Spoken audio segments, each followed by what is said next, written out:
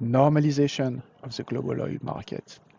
And combined with growing AI adoption, which could improve corporate productivity and margins, but also combined with ongoing investment in technology, those factors could drive a healthier, probably a broader equity market upside participation.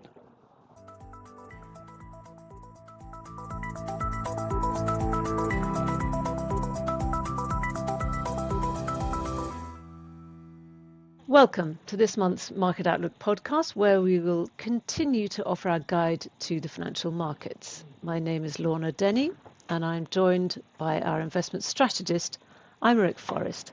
Good to see you back on the podcast, Aymeric. Hi, Lorna. Hi, everyone. Always a pleasure. It's good. Now, it appears a settlement to the Middle East conflict could now be in sight, and at least that is what the markets appear to be discounting. Could you perhaps give us a few highlights of the strong markets we've seen in the past month? Yes. So April very much marked a sharp reversal from what we saw in March, at least for equity markets. Stocks were up between 5% in Europe and 14% in emerging markets. The S&P 500 was up 10% roughly. What is also worth noticing was that growth outperformed value stocks by 5%. Same on the fixed income side, credit outperformed government bonds. Government bonds were pretty flat for the month, and oil continued to rally on the months, although we've seen some headwind flow from the Middle East. So year to date, oil actually has doubled in price. Equities are up, probably back towards the level we last saw at the end of February, and actually for some markets, new highs, like in the US. Bonds are roughly flat to down, and credit is slightly up. Ultimately, the devil is in the details. The strong equity performance was mainly due to semiconductor stocks. So if we look at the Philadelphia Semiconductor Index, the index was up 39%, and actually it rallied further in May. So today, 12th of May, so as of the 11th, let's say, it's an index that is up 70% year to date. So it's been the main driver of equity markets this year. These are strong markets indeed, but if we think then the impact of these months of conflict, including the effective closure of the Strait of Hormuz, it's likely to stretch far beyond the geopolitical sphere. Yes, indeed. We've seen it before. Most economists and central bankers have reviewed their growth forecast lower and their inflation forecast higher for 2026 over the last month or so.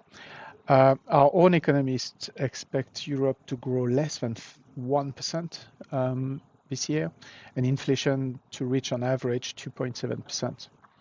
The US seem a little bit more resilient on growth. So growth is expected to be around 2.2% this year, but inflation could remain above 3%. As a result, we also have central bankers that are cautious. They are in pause. They're observing the impact of the event on the data, and they may start acting as soon as June eventually, especially in Europe, if the geopolitical situation keeps pushing consumer prices upwards. On our side, we expect 2 hikes still in Europe and no change in the US in the second part of the year. You seem to have outlined a largely cautious backdrop there, and yet corporate earnings have come in strongly for Q1, and they're being revised upwards for the full year. Yeah, it sounds like a paradox. It looks like a paradox, but there are explanations behind. So indeed, equity markets were very resilient. It was mainly supported by a robust first quarter earnings season in the US, in some emerging markets as well. Earnings growth there is at probably its best pace, best level of momentum is since probably in 5 years. So you have to go back to the fourth quarter of 2021 to see such impressive quarter, impressive results. But that has been driven by massive AI-related spending that favored essentially the semiconductor sector. So hence the strong performance, we talked about it earlier on the semiconductor side, but also strong earnings. And earnings revision have been very positive, again, particularly in the US, in some emerging markets, because of those semiconductor stocks. The first quarter earnings was revised up 11% for the S&P 500 between the end of March and mid-May, so the 11th of May. And the earnings per share are expected to grow 22% this year. So just to give you an idea, a month ago, we were expecting only 13% of growth, yeah, so 9% more over this short period of time to achieve 22% of growth expected this year. However, the earnings momentum remains very concentrated, as I said. It's around for semiconductor, around AI. Semiconductor stocks represent now 17% of the S&P 500. They are expected to grow earnings by 90% this year. 5 stocks contributed to 32% of the earnings growth of the S&P 500 this year.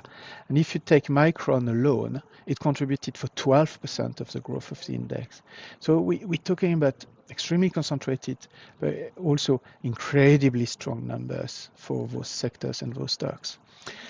Encouragingly, the equally weighted S&P 500, so you take the S&P, all the stocks, same weight, is still expected to grow its earnings by 9% this year. So it's not as great as 22%, but it shows that there is some life in some other sectors as well. Yes, as you suggest, that beyond the AI boom, we could see some broadening of earnings.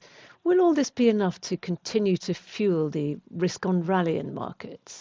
So a geopolitical normalization could allow for a gradual broadening of the recovery to other sectors, thanks to, for example, improved consumer confidence and global activity. For now, it's not the case. Okay, so in the short term, growth and inflation data are likely to continue to be affected by energy tensions, and consumer confidence is not at its best, I would say. For example, if we look at the first quarter real GDP data in the US, they were released recently. So the real GDP in the US was up 2% year on year. 1.8% of those 2%, so 90% of contribution, came only from intellectual property, software basically, and technology equipment. So if you exclude those two components, if you exclude also the contribution of government, the economy was actually contracting minus 0.3% in the first quarter. So economy, earnings, obviously returns, they're all linked, and a broadening need a more stable environment for the economy, for then after the earnings and translate into better returns. Our core central scenario is for a de-escalation of the conflict to be followed by normalization of the global oil market.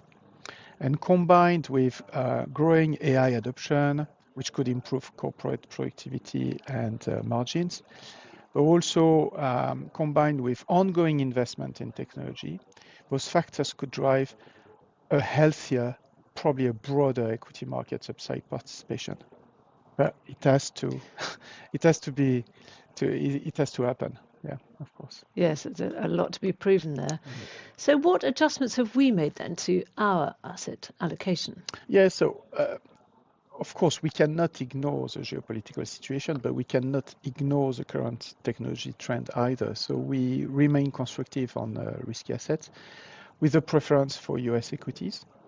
But we have added also preference for global technology, for emerging markets. We maintain our exposure to high yield credit. However, the geopolitical backdrop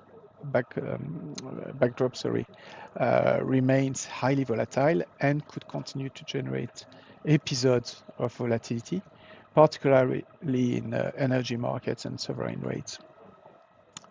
We have increased our exposure with a moderate positive view over the next 12 months for equity, mainly because of the earnings momentum. As I mentioned, we retain a preference for the US, for emerging markets over Europe, because again of those earnings, because of the corporate margin. But also Europe remains more exposed to the consequences of the energy shock and potentially to more persistent inflation. And for that reason, we are underweight on government bonds.